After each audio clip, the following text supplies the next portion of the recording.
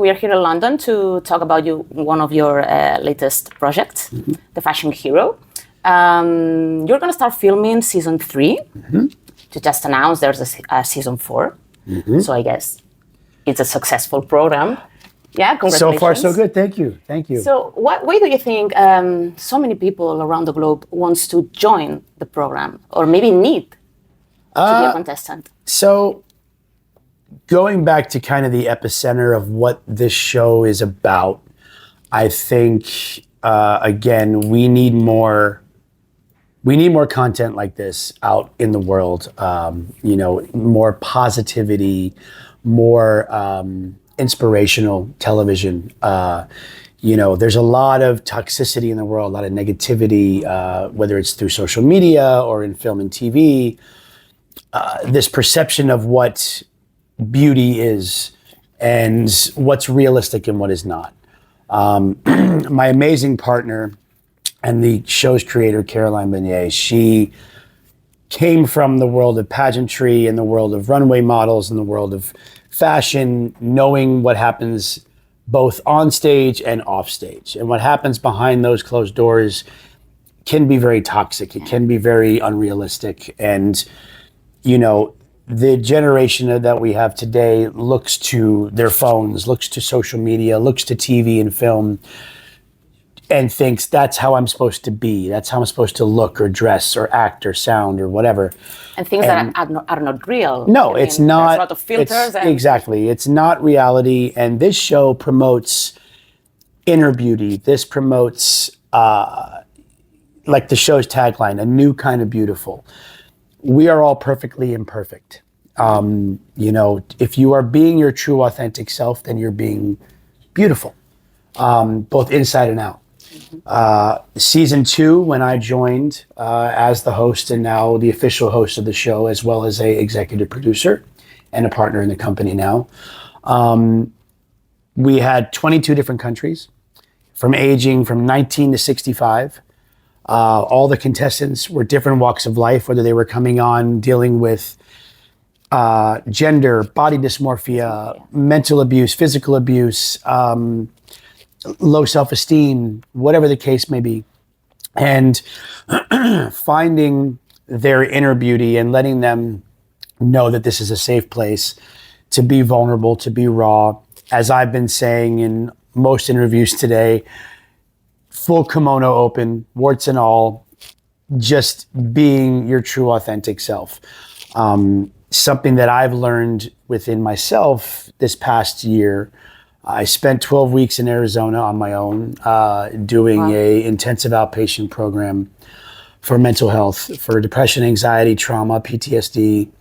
My sobriety is solid, but I wanted to go back to the root of why a lot of things have happened. This was also what inspired me to sit down and talk to my dad after 42 years, is to know boundaries, to know AJ is a persona. It's not who I am. It doesn't define me. Being a Backstreet Boy is my job. It isn't who I really am. Alex is who I really am. I was born Alexander James McLean. That's who I am. AJ is my persona.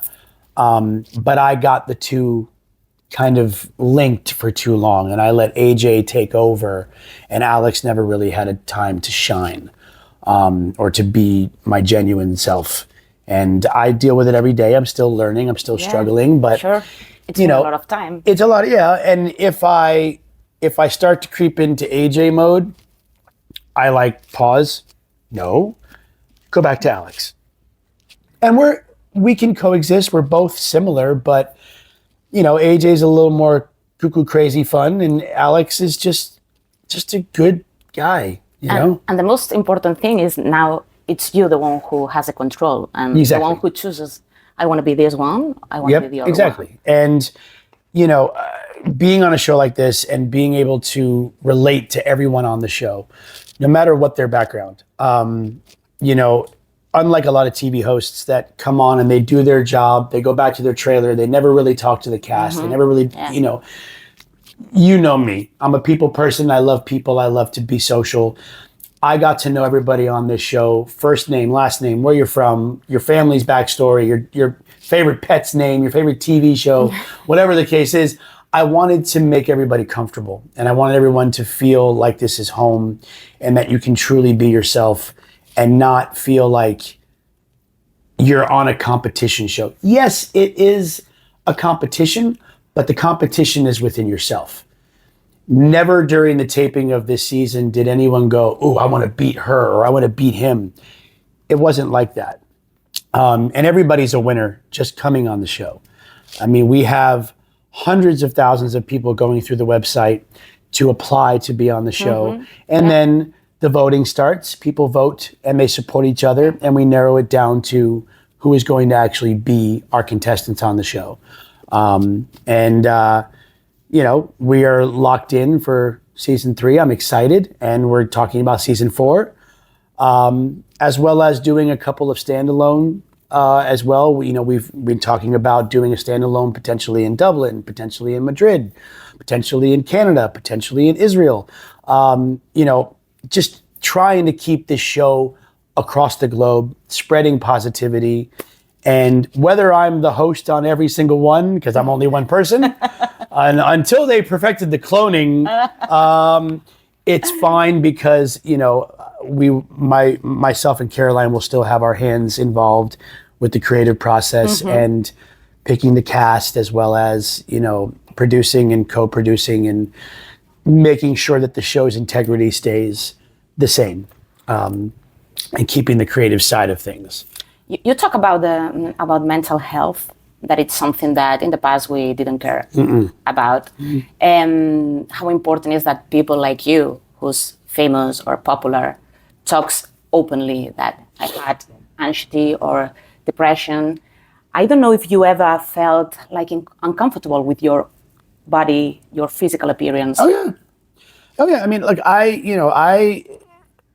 it's interesting because I feel like a lot of men that may suffer from body dysmorphia, they want to put on that macho, I'm okay, when really inside you're not okay.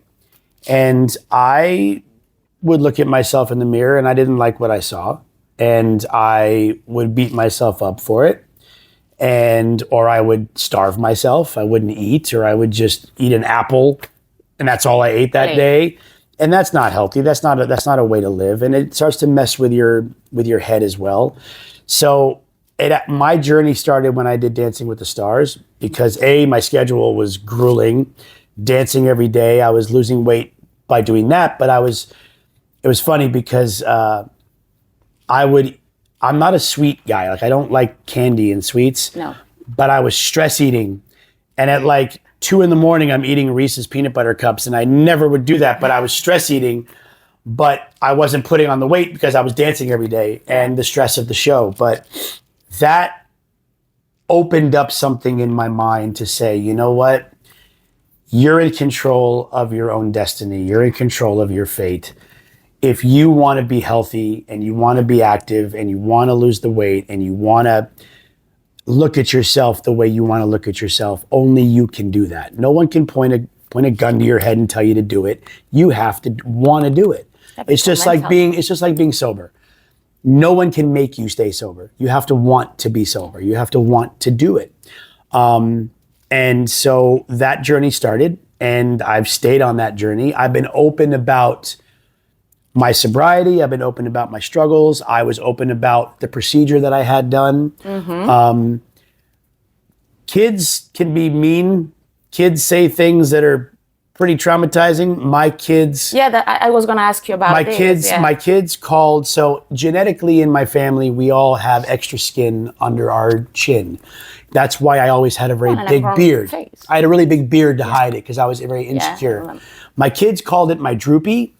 And that really bothered me, and it got in my head, and I was like, you little man. So when I did, everything happens for a reason. So when I taped RuPaul's Drag Race, I had to shave my beard. I was very insecure about it. And part of being a drag queen, you do a lot of taping and tucking of things. And they taped my neck up, and they tape your eyebrows up, and it goes under your wig. So everything is really contoured, right? So I got to see what I looked like with a jawline. And I was like, oh my, and I got really like emotional. And then I found an amazing doctor out by where I live in California, and we did a procedure. It was face tight and lipo on my neck. That mixed with my diet and my workout and my mental way of thinking, I just changed everything. And I feel younger, I feel healthier, I feel more confident in my self-esteem, which I never had, believe it or not. I'm still learning about getting self-esteem. It all coexists. And so again, my point in all of this is, even I, somebody who does what I do in the limelight, suffers from the same things that a lot of us do in the world, whether it's body dysmorphia, depression, anxiety, mental health. Mental health is a broad spectrum. It doesn't mean, if you say you have mental health issues, it doesn't necessarily mean that crazy or this or that. Or crying the whole day. Yeah, no, it could be body dysmorphia. It could be low self-esteem. It could be depression. It could be anxiety. A lot of these contestants that came on the show, their stories were so empowering and so inspirational and so like right to the gut and to the heart. And people can relate. And everyone can relate. And this is a show for families. This is a show for everyone to sit around, and from every age. And I guarantee, whether you're 6 or you're 60, one of those contestants on the show, you're going to be like, oh my God, I can relate to him or her. And I've been there, or I'm there right now. And I want to watch their journey, and I want to see how they do it. And maybe I can take from that and learn, and I can do it. And hopefully changing the perception of the fashion world, and just, again, spreading positivity, man. We need a lot more positive stuff out there. We really do. Sure. Being a father of two girls, and it's a blessing and a curse, yes. I don't know how you deal with things like this. The pressure coming from social media, like saying, you've got to look like this, or mean kids from school. I don't know, something you talk about with I do. girls. I mean, my youngest, Lyric, has come to both me and Rochelle about her weight and her body, and she's 6, and it shouldn't be happening, but it is. And we have to it's been a challenge to talk to your child and try to be as affirming as you can. But I just tell her, look, you're perfect just the way you are. You're also 6 years old. You're still growing. And you're going to change. You're going to change. You're going to keep changing. And the people that have said negative things about you, those people have issues with themselves. They don't like themselves. So they have to project that on other people. I said, they don't control you. They don't dictate your emotion. And I know it hurts. It stings when people say negative things, but they don't control you the way you look at yourself. You do. And because she's made comments like, she doesn't like when I say, oh my God, you look just like mommy. She's like, I don't want to look like mommy or daddy or my sister. I want to look like me. I said, okay, you know what? You do look like you. You are you. And what's wrong with looking like daddy? What the hell? I mean, like, mommy and daddy made you, so you're going to have a little bit of mommy and daddy no matter what. Just going to say. But it's sad that, like, we already have to have these conversations with a 6-year-old. A 6-year-old, yeah. But this is the state of the world we live in today, a lot because of social media and what you see on television. Fortunately, they got you to explain this thing. I try my best, because I'm still learning. Yeah. Well, we all are learning. Yeah. You are known for being a Backstreet Boy member, but you do a lot of stuff, and you've been doing a lot of TV. What does television give you that music does not? I think television, the entertainment world in general gives you a platform to express yourself or to be seen in whatever light you want to be projected in. In TV, it's a little bit, I think, it's almost parallel. It's still a way to express yourself, obviously without music. You can almost feel, I think, in some ways, a little bit more emotion, highs and lows through film and TV. You can also feel emotion with music, but I think the two worlds kind of coexist. I grew up in musical theater, so I grew up doing the acting thing, and I've done TV here and there, yes, but now more than ever, I do want to obviously get into film and TV, but all things will happen in time. And if this is a different outlet for me outside of what people know me for, to use my platform to express positivity and to show encouragement and support for people that may be struggling, then I'm all in, and this is exactly what this show gives me an opportunity to use my platform in a positive way. I want to constantly give back any way that I can. I want to set a good example as a parent. I want to set a good example as, I hate to say this word, but as a celebrity. I want to use my platform for good. Like when you're a superhero, you want to use your superpowers for good. You don't want to use it for bad. I guess my superpower is being the person I am and having the voice to express my opinions and positivity and inclusivity in any way I can, whether it's through music or it's through hosting a show like The Fashion Hero. Well, one of your superpowers is your voice. That's right. The Backstreet Boys are celebrating their 30th anniversary. Oh God! Yeah, who said boy bands were something? And I feel it. I feel it every day. Damn it!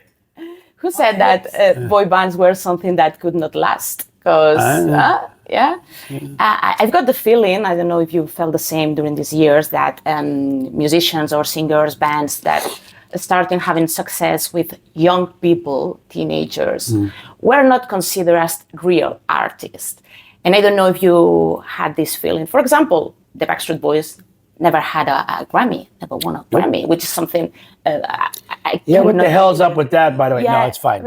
We've been nominated 9 times. It's good. It's good. It's maybe one day, And even if it doesn't happen, it's okay. I think we've proven ourselves time and time again, and it's a testament to the fans and to the music, and that is really essentially all. Well, you guys are the biggest boy band in the world, so I don't know if you felt the necessity of the need of proving more than other people that you were more than 5 good-looking guys. No, but I think we still have a lot of goals that we aspire to achieve, and there's a lot of things left. We're not, we've been kind of reinvigorated, this kind of revamp since we started in Vegas in 2017. We've been on the upswing again. Obviously, we've gone on this roller coaster journey for 30 years, but it feels like 1999 all over again in a lot of ways, and that's a great feeling. But at the same time, there is still a lot of goals and musical ideas and creative touring ideas and different things that we have never done that we've always wanted to do. So we're going to keep doing this until the wheels fall off, essentially. We do have something massive planned for 2025. Cannot say a single thing about it. I want to talk about, well, I know you cannot say anything. Nothing. But let me tell you that fans are beginning to guess and they can guess all they want, but I'm going to poker face, man. The bets, or what they think it's probable to happen. Is it something related with the Millennium Tour? No. Okay, sorry, girls. Yeah. Sorry. People was thinking that. I know everybody was probably. I've heard the rumors, and I'm like, no. Okay. Because that was its moment. So. Well, fans have always been very important for you, for the band, for you as a singer, and the whole Backstreet Boys.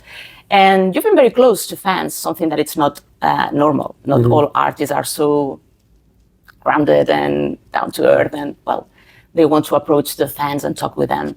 And how has changed this relationship? How has it evolved during the years from girls, teenagers screaming and freaking out to full-grown women screaming and freaking out? Because it's the same thing. It's just The only difference now is there's alcohol involved with these young ladies. Which is worse. They get a little frisky. No, I think it's the natural progression. Our fans have grown up with us, and they have become, a lot of them have become family. They've become an extension of who we are. We've literally heard their stories. They've been through the highs and lows with us. There's fans that we've known their like family history. We can be like, oh, how's your mom? Or I'm so sorry to hear about your, loved one that passed away. But what's also crazy is that now the fans that were with us from day one that are now moms and dads have a new generation of Backstreet Boy fans, and it's starting all over again. Because you look in the crowd and you see a 5-year-old and you see an 85-year-old and everything in the middle. So it's just and it's now just you see cool. a lot of men. A lot more guys. Well, the guys that were fans back in the day that were like, I'm going to say I'm a Backstreet Boy fan. Now they're like, you know what? Yeah, I've liked you guys since Millennium, and you guys are cool. Or, I went on my first date to one of your songs, or I got married to one of your songs, whatever the case is. And yeah, a lot more guys. I mean, we make music for music lovers. We do, for everybody and everywhere around the world. So, music brings people together. It doesn't matter your gender, male, female, doesn't matter, Well, and to finish this conversation, and just thinking about the 30 years of career, which is the thing you're most proud of? The thing that you say, wow, this is my achievement. I think I would say the brotherhood is what I'm most proud of, because a lot of bands, they may last, but they hate each other. Yeah. Or they can't even be in the same room with each other. They just perform, they fake it till they make it, and then the minute the show's over, it's like, screw you, I don't want to talk to you until I have to see you tomorrow. That's not us. We've been through hell and back together, and our brotherhood, we are truly like, this is our first marriage. This is our first relationship for all of us. This is our family. Like, we have our families, yes, but this is like the first one. So I would say the brotherhood is definitely what I'm most proud of, because I think we're tighter now than we've ever been. Well, and we all fans are super grateful for you to be like this, because it means that there's Backstreet Boys forever. There's more. Oh, yeah. Like I said, there's Backstreet Boys until the wheels fall off.